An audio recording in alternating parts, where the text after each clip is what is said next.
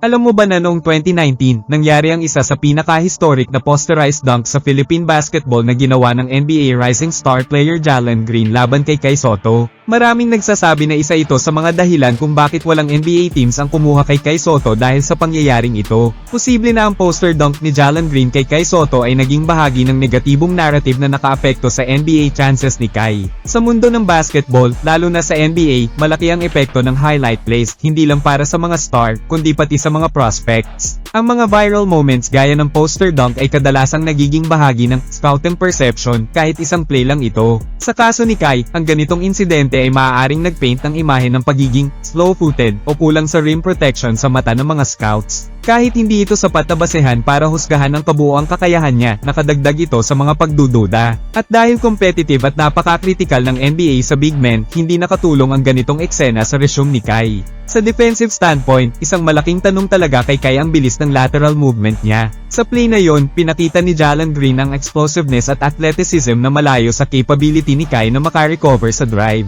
Ipinapakita rin ito kung gaano kalaki ang agwat ng athleticism ng NBA level guards kumpara sa traditional big men.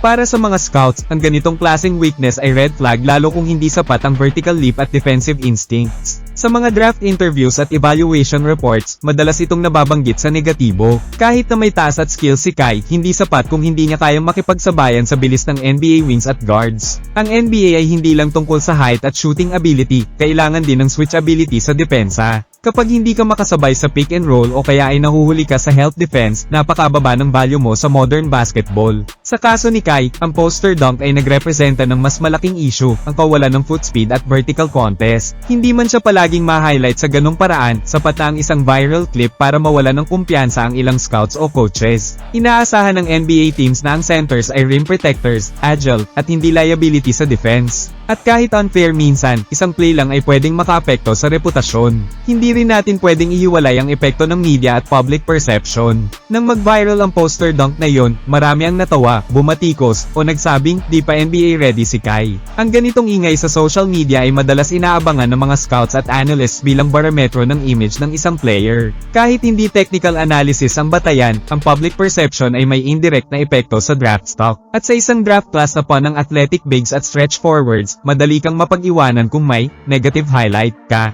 Sa mundo ng hype at optics, minsan hindi sapat ang stats, importante rin ang narrative. Gayunpaman, hindi lang isang dunk ang dahilan kaya hindi siya na-draft. May iba pang mas malalim na dahilan gaya ng kulang sa elite exposure, limited role sa NBL at G-League Ignite, at kawalan ng koneksyon sa top-tier agents. Pero hindi may kakailang ang poster dunk na yon ay naging simbolo ng mga limitasyon niya bilang defender. Sa mga scouts, mas nakikita nila ang reaction time, defensive anticipation, at toughness, at ang moment na yon ay parang naging kabaligtaran ng lahat ng iyon.